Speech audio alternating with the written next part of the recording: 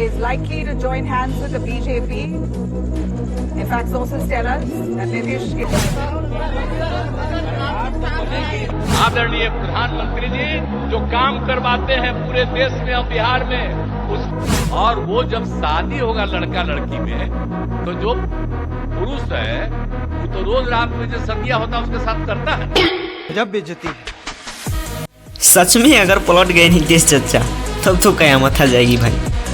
अरे सच में यार, जिस तरीके से पिछले कुछ सालों से उल्टी पुल्टी मार रहे हैं नीतीश चाचा, ये सब देखकर तो ऐसा ही लगता है कि कहीं इस बार न पलटी मार रहे, नहीं तो बीजेपी की लुटिया तो डूब ही जाएगी भाई। और सच में जब से इलेक्शन का रिजल्ट आया है तब से चाचा को ऑफर पर ऑफर मिल रहा है इंडिया गठबंधन की ओर से कि नीतीश जी आइए इंडिया में शामिल हो जाइए और पाइए उप प्रधानमंत्री बनने का बेहतरीन मौका।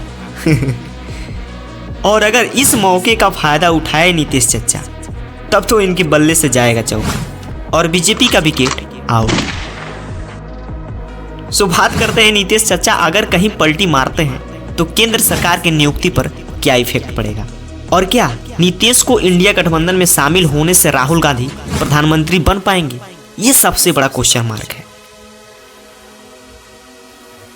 तो भाई इंडिया में लोकसभा के कुल 543 सीटें हैं जिनमें से 292 सीट्स बीजेपी यानी एनडीए के पास है और 234 सीट्स इंडिया गठबंधन के पास, 16 सीट्स अदर्स के पास है।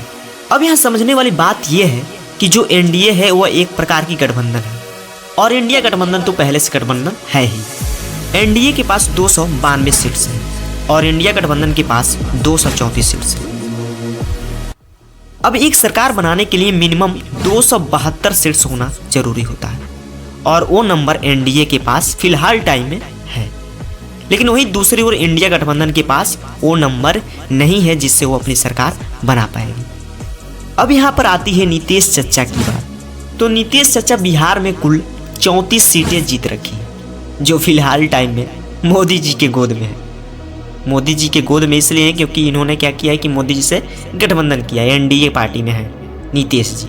अब जो यही 34 सीट्स हैं ये लेकर अगर नीतीश चाचा एनडीए से अलग होते हैं तब 292 माइनस 34 इक्वल टू 258, ये टोटल सीट्स बचता है बीजेपी के पास, जो साफ साफ दिख रहा है कि बीजेपी की सरकार नहीं बन सकती क्योंकि 272 से कम सीट्स हैं भाई।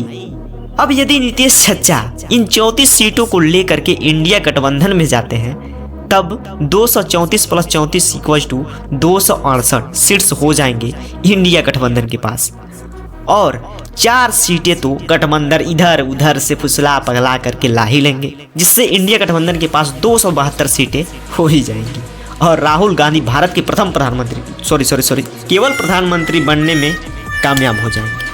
अब समझ में आया नीतीश चाचा को गठबंधन वाले क्यों ढूंढ रहे हैं, क्यों बुला रहे हैं अपने पास और बीजेपी वालों की नज़रें नीतीश चाचा पर क्यों टिकी है।